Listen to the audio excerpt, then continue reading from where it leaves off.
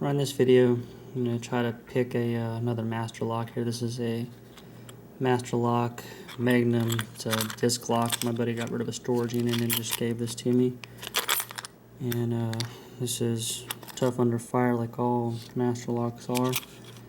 And we're going to see if I can actually pick it here. See, it is locked on here.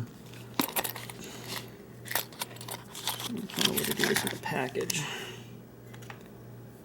Just a little bit of tension. I'm using a little half rake here. See if we can get it.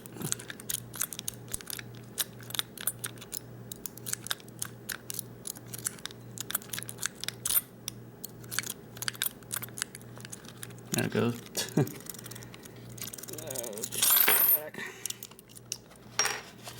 And it's picked open here, so it's like a lot of master locks. I guess it's tough if you try to shoot it, but not too tough if you're just trying to take just about anything and jiggle it around inside of it.